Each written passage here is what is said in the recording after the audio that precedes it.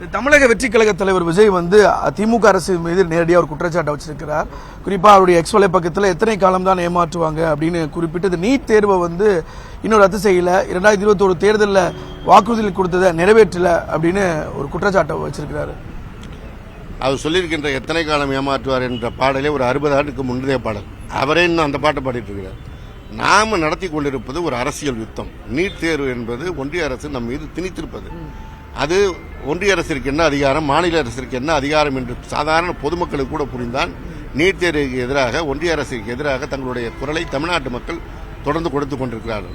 இந்த அடிப்படை கூட புரியாமல் நீங்கள் சொன்னீர்களே செய்தீர்களா என்றால் அதை சொன்னதை செய்வதற்கு தான் தொடர்ந்து ஒன்றிய அரசோடு போராடி கொண்டிருக்கிறோம்.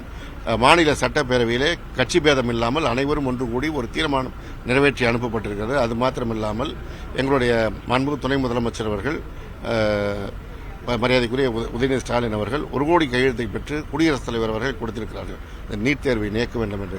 எனவே இந்த நீட் தேர்வை நீக்க வேண்டும் என்பதற்கு அரசியல் ரீதியாகவும் மக்கள் முன்பாகவும் எல்லா விதத்திலுமான சட்ட ரீதியான எல்லா விதமான போராட்டங்களையும் திராவிட முன்னேற்ற கழகம் தொடர்ந்து முன்னெடுக்கும். அதைத்தான் மாண்புமிகு முதலமைச்சர் அவர்கள் நேற்றைக்கு அவையிலே தெளிவாக பதிவு செய்திருக்கிறார்கள். அதே பதிவில் அவர் குறிப்பிடுறார், 21 தேர்தலில் வந்து நாங்க ஆட்சிக்கு வந்தா நீட் தேர்வு ரத்து செய்வோம்னு சொல்லிட்டு இப்போ வந்து மத்திய அரசு தான் பண்ண முடியும்னு சொல்றது வந்து மக்களை ஏமாற்றம் செயல் இல்லையா அப்படின்னு கேள்வி எழுப்புறாரு. அதே போல வருங்காலங்களில் இனிமேல் மக்களை எந்த வகையில் ஏமாற்ற முடியாதுன்னு ஒரு அழுத்தம் திருத்தமா ஒரு குற்றச்சாட்டை விமர்சனத்தை வைக்கிறார்.